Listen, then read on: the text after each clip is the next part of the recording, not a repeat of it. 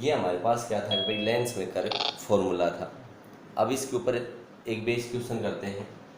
Question ये है कि हमारे पास कोई भी दो स्फेरिकल सरफेसेस है, स्फेरिकल रिफ्रैक्टिंग सरफेसेस हैं।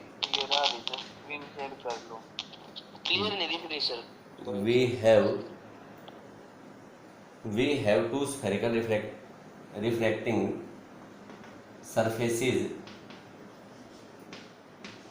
of radii of curvature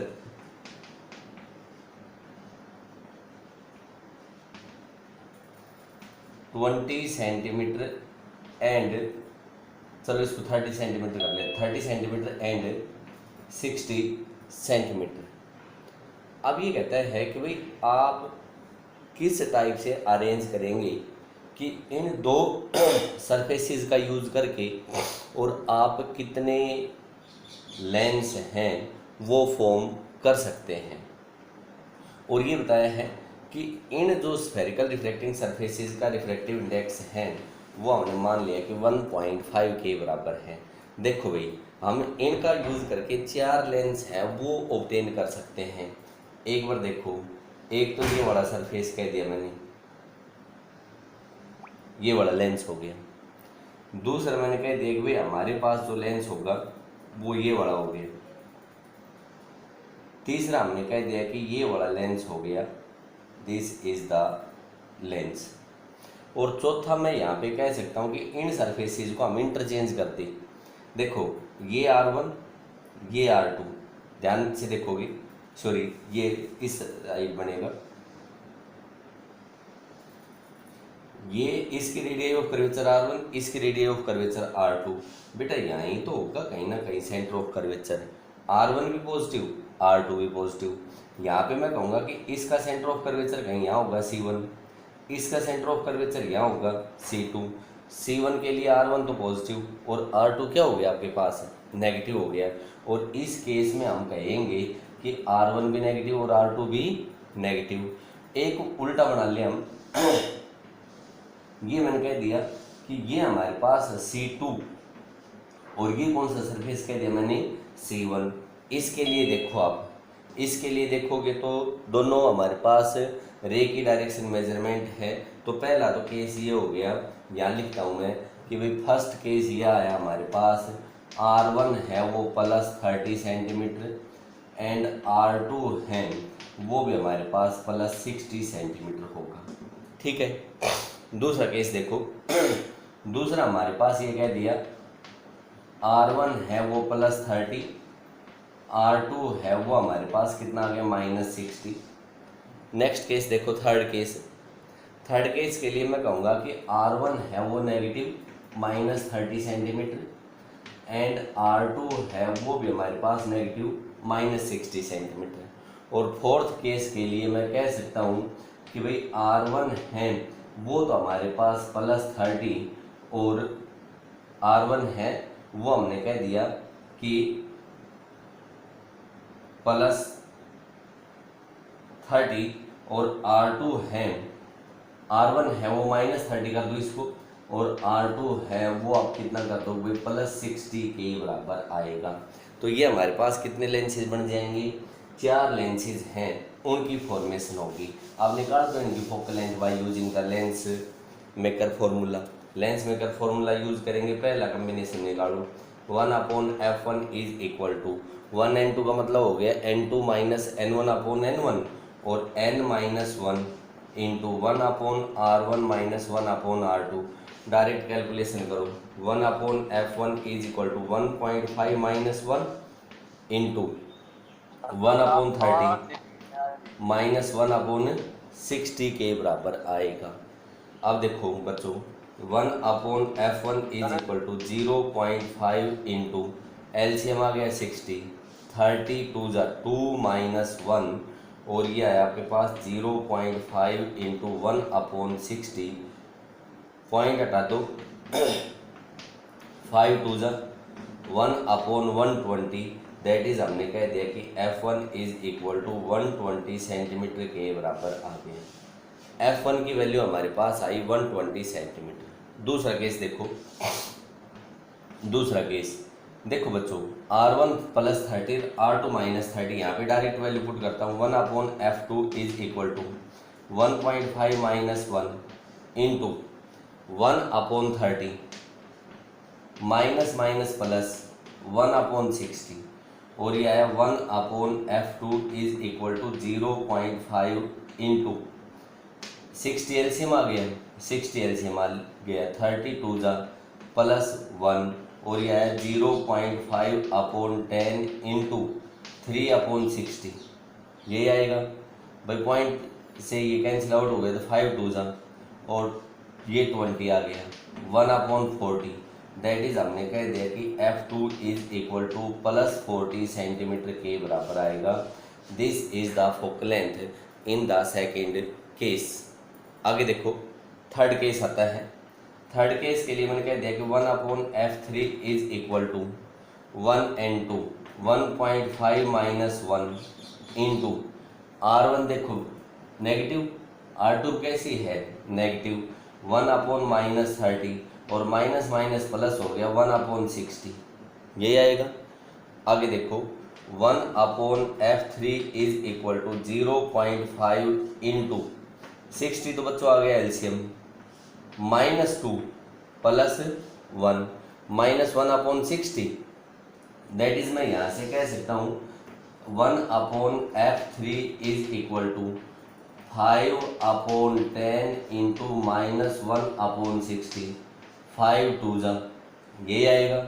और यहाँ से मैं कैलकुलेट करूँगा तो F3 is equal to -120 centimetre के बराबर आ गई। लास्ट केस और देखो, R1 हमारे पास नेगेटिव और R2 हमारे पास क्या है पॉजिटिव है, तो यहाँ से कह देंगे कि 1/F4 is equal to 1.5 minus 1 into 1/R1 minus 30, R2 हमारे पास है प्लस 60, तो ये आ गया -1/60। एलसीएम ले लिया हमने 30, और जैसे ही 30 हम एलसीएम लेंगे 1/F4 is equal to 0.5 into 60, तो एलसीएम आ गया, -2 माइनस 1, और यह है बच्चों 0.5 इंटू -3/60। पॉइंट हटा दिया, नीचे 10 आ गया, 2 से 3 से 20, 5 से 2, और F4 की वैल्यू आएगी वो -40 सेंटीमीटर के बराबर आएगी। जो पहला लेंस बना ये बड़ा बना है जिसकी फोकल लेंथ 120, दूसरे की फोकल लेंथ हमारे पास कितनी है, ये आपके पास 40 सेंटीमीटर। तीसरा अगर हम इसका अरेंजमेंट करते हैं तो इसकी फोकल लेंथ आई -120 सेंटीमीटर, और अगर फोर्थ अरेंजमेंट करते हैं तो इसकी फोकल लेंथ है वो हमारे पास -40 सेंटीमीटर के बराबर आई। आगे हमारे पास आता है लेंस फॉर्मूला। अभी तक हमने पढ़ा था लेंस मेकर फॉर्मूला, और लेंस मेकर फॉर्मूला हमने पढ़ा था कि 1/F is equal to 1/2 minus 1 into 1/R1 minus 1/R2 के बराबर आया था। जो लेंस फॉर्मूला है ये हमारे पास क्या है कि ये रिलेशन होता है between focal length, object distance and image distance. This formula is known as the lens formula. आज हम यहाँ पे ड्राइव करेंगे लेंस फॉर्मूला, और ये हमारे पास क्या है कि रिलेशन है between object distance, image distance and focal length. और आप लोगों ने 10th क्लास में पढ़ा भी होगा कि 1/F is equal to 1/V minus 1/U। This is known as the lens formula. देखो बच्चों, सबसे पहले हमारे पास आता है कॉन्वेक्स लेंस के लिए आता है, और कॉन्वेक्स लेंस के लिए सबसे पहला केस मैं कहता हूँ कि जब इमेज फॉर्म्ड है, when image formed is real, real image की फॉर्मेशन होती है। भाई एक बार मैं आपको रिवाइज करवाता हूँ। हमने ये बताया था कि ये मेरे पास कोई भी कॉन्वेक्स लेंस था, ये पॉइंट था, this is the optical centre. हमने ये बताया था कि ये फोकस था, ये हमारे पास 2f था, इधर भी यही फोकस था, इधर 2f था, और मैंने आपको बताया था f या f से परे दूर जहाँ भी ऑब्जेक्ट रखेंगे तब इमेज जो फॉर्म्ड होगी वो हमेशा कैसी इमेज फॉर्म्ड होती है, आपके पास रियल इमेज फॉर्म होती है। बट o और f के बीच में अगर हमने ऑब्जेक्ट प्लेस किया then we can say that the image formed will be virtual। Image formed है वो हमारे पास कैसी हो जाएगी, आपके पास वर्चुअल इमेज की फॉर्मेशन हो जाएगी। अब देखो बच्चों, सबसे पहले एक टाइप का आ गया तो यूँ समझ लो सारी हो जाएंगी। ये मैंने कह दिया कि this is a convex lens, this point is the optical centre of this lens, this is focus point and this is 2f। F कहीं भी ऑब्जेक्ट प्लेस कर ले, वो मैंने मान लिया कि ये मेरे पास ए बी ऑब्जेक्ट है, यहाँ से कोई भी रे आई parallel to the principal axis, और जैसे parallel to the principal axis आएगी देन हम कहेंगे कि भाई it will passes through the focus of the lens, ये हमारे पास फोकस पॉइंट से पास करेगी। दूसरा हमने कह दिया है कि दूसरी रे हमने बताया था कि अगर ऑप्टिकल सेंटर से आती है तो बिल्कुल स्ट्रेट पास होती है, और इसने इमेज बना दी। वो कौन सी इमेज बनाई है? It forms image A1B1। This is the image which is A1B1। आगे देखो बच्चों, अब यहाँ पे हमें क्या लेने हैं? दो ट्राइंगल लेने हैं, ट्रू ट्राइंगल्स लेने हैं। पहले दो ट्राइंगल ऑप्टिकल सेंटर पे लेने हैं, O पर लेने हैं। किसका? एक तो ऑब्जेक्ट का और एक आपको लेना है इमेज का। बड़े ध्यान से देखोगे, पूरा पूरा यही प्रोसेस रहेगा। O पॉइंट पे दो ट्राइंगल लेने हैं, एक ऑब्जेक्ट के साथ एक इमेज के साथ। दूसरा हमने क्या लेना है कि F पॉइंट पे दो ट्राइंगल्स लेने हैं। वही है, एक ऑब्जेक्ट का ट्राइंगल लेना है और दूसरा हमारे पास इमेज का ट्राइंगल लेना है। अगर ये आपको पता चल जाएगा तो सारा सोल्व हो जाएगा। देखें आप, देखो ये O ऑप्टिकल सेंटर, ये object A B, image A1B1। O point पे आप ये कह सकते हो ट्राइंगल OAB और ट्राइंगल A1OA1B1। देखो के ऊपर यही दो ट्राइंगल बन रहे हैं। या मैंने कह दिया कि triangle OAB and triangle OA1B1 are similar. ये सिमिलियर ट्राइंगल हैं। सिमिलियरिटी आप देखो कैसे हैं। देखो ये हमारे पास अल्टरनेट एंगल हैं, इक्वल होंगे। ये एंगल 90 डिग्री का, तो बच्चों ये एंगल भी कितने डिग्री का है? 90 डिग्री का है। ये AB और A1B1 पैरेलल है, तो मैं कहूँगा ये ट्राइंगल भी हमारे पास क्या रहेंगे? पैरेलल रहेंगे। देयरफॉर मैं कह सकता हूँ by angle triangle OAB and triangle OA1B1 are similar. और अगर हमारे पास ट्राइंगल्स हैं वो सिमिलियर होते हैं तब हम कह सकते हैं कि उनकी कोरस्पोंडिंग साइड्स का रेशियो है वो सेम रहेगा। देखो AB की कोरस्पोंडिंग साइड A1B1, OA की कोरस्पोंडिंग साइड OA1 और OB की कोरस्पोंडिंग साइड है OB1 के बराबर है। मैंने कह दिया कि AB अपॉन A1B1, जिस ट्राइंगल की साइड पहले ऊपर ली है वही हमें से ऊपर लेनी है।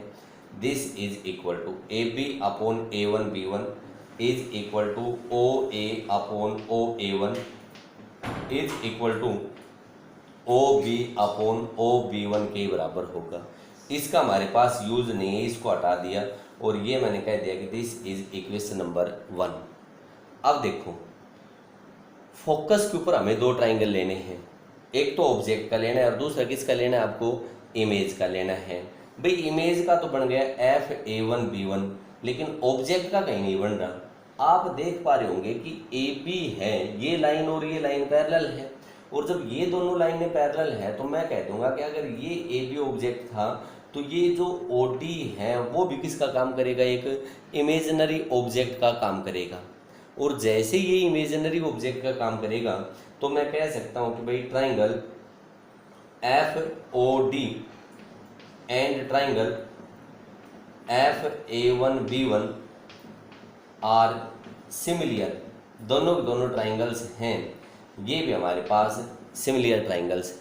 और जैसे ये दोनों ट्राइंगल सिमिलियर हैं तो देखो बच्चों, OD की कोरस्पोंडिंग साइड A1B1, OF के कोरस्पोंडिंग साइड FA1 और FD की कोरस्पोंडिंग साइड FB1। इस साइड का हमारे पास यूज नहीं है तो मैंने सीधा लिख दिया OD upon A1B1 is equal to OF upon FA1 के बराबर होगा। और आप देख पा रहे होंगे कि OD है वो किसके बराबर है, AB के बराबर है। तो मैं कह सकता हूँ कि AB upon A1B1 becomes equal to OF upon FA1 के बराबर हो गया। ये इक्वेशन नंबर हो गई बेटा, 2 हो गए। एक और 2 से देखो, 1 और 2 से आप लेफ्ट हैंड साइड बराबर कहोगे तो राइट हैंड साइड भी बराबर आएगी। और ये आया आपके पास OA upon OA1 is equal to OF upon FA1 के बराबर हो गया। ये हमने सोल्व किया तो मैंने कह दिया कि भाई फ्रॉम इक्वेशन 1 एंड 2, 1 और 2 से हमने सोल्व किया तो ये इसके बराबर आ गया। ठीक है, आगे देखिए। आगे मैं यूँ कह रहा हूँ OA upon OA1 is equal to OF upon FA1। अब देखो, A पॉइंट पे ऑब्जेक्ट है और A1 पॉइंट पे क्या है, इमेज। और बताओ ऑब्जेक्ट डिस्टेंस को किससे रिप्रेजेंट किया था हमने,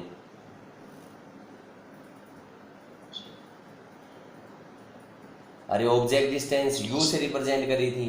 OA इज इक्वल टू रे के अपोजिट डायरेक्शन में है और रे के अपोजिट डायरेक्शन में है तो हम इसको क्या ले लेंगे, -U ले लेंगे। A1 पॉइंट पे इमेज बनी है, OA1 is equal to +V के बराबर हो गई। OA1 है वो +V के बराबर हो गई। OF फोकल लेंथ, रे की डायरेक्शन मेजरमेंट है तब हमने कह दिया कि प्लस होगा और ये +F के बराबर होगा। अब मेरे पास आती है FA1। FA1 कैलकुलेट करने के लिए मैं ये लिख लूँ OA1 is equal to OF plus FA1 के बराबर होगा। और ये आया बच्चों OA1 is equal to FA1 चाहिए मेरे को, FA1 is equal to OA1 minus OF। OA1 देखो V माइनस F, देखो OA की वैल्यू है, OA1 की वैल्यू भी है, OF की वैल्यू भी है और FA1 की वैल्यू है। यहाँ पे पुट कर लेते हैं, यहाँ पे पुट करेंगे तो हमारे पास ये आया -U upon V is equal to किसके बराबर आया, F upon V minus F, F upon V minus F के बराबर आ गया। क्रॉस मल्टीप्लाई करो और जैसे आप क्रॉस मल्टीप्लाई करोगे हमारे पास है -(U) into V minus F is equal to VF -UV plus UF is equal to VF। Divide कर दो दोनों साइड को बाई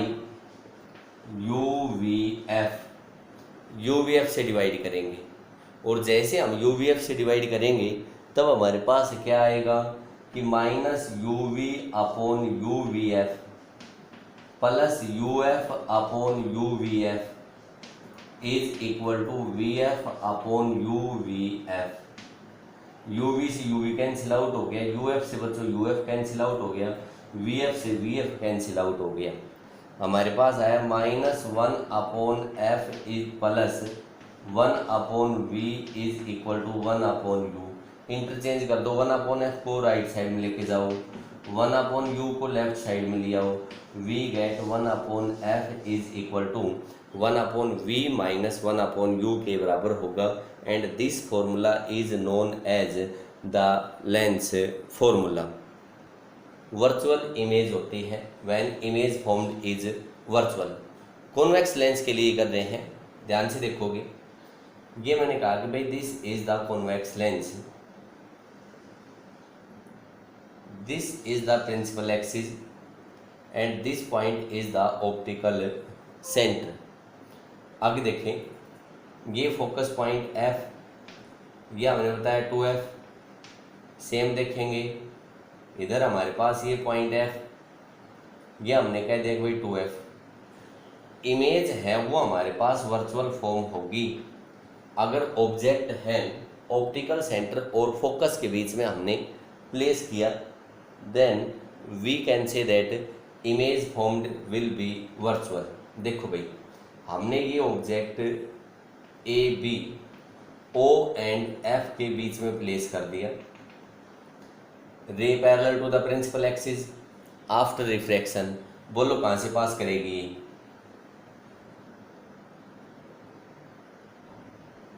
फोकस से।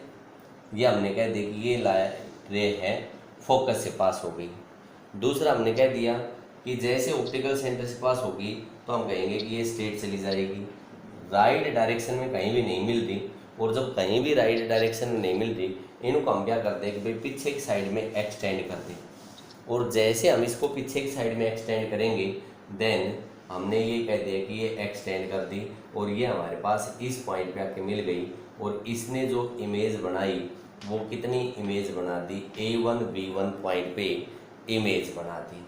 अब देखो, सेम प्रोसेस करना है, दो ट्राइंगल लेने हैं, O पर दो ट्राइंगल लेने हैं, एक तो ऑब्जेक्ट का और एक किसका लेना है आपको? इमेज का ट्राइंगल लेना है। यहाँ से हमने सोल्व किया और यहाँ पे कह दिया कि भाई इन ट्राइंगल या triangles OAB and OA1 B1 are similar.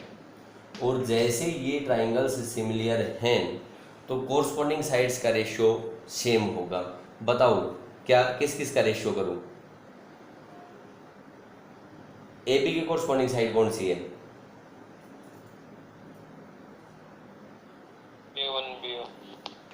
AB upon A1 B1 is equal to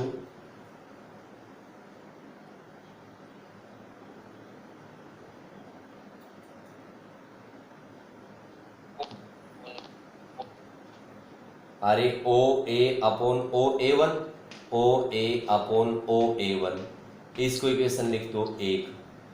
दूसरा हमने क्या बताया था कि ऑब्जेक्ट का और इमेज का दो ट्राइंगल लेने हैं और दोनों दोनों कहाँ पे लेने हैं आपको? फोकस पे लेने हैं। ये फोकस, ये पॉइंट कह दिया D। यहाँ से मैंने कह दिया कि triangles F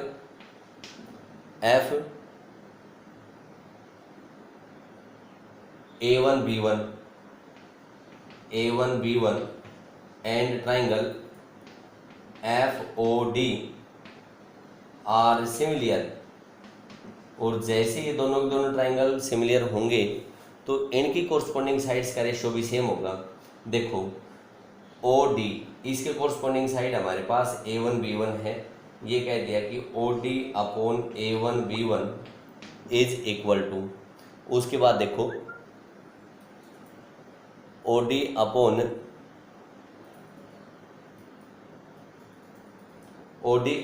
A1 B1 is equal to OF upon FA1, OF upon FA1 के बराबर होगा। OD AB के बराबर है। We get AB upon A1 B1 is equal to OF upon FA1 के बराबर हो गया। This is equation number 2।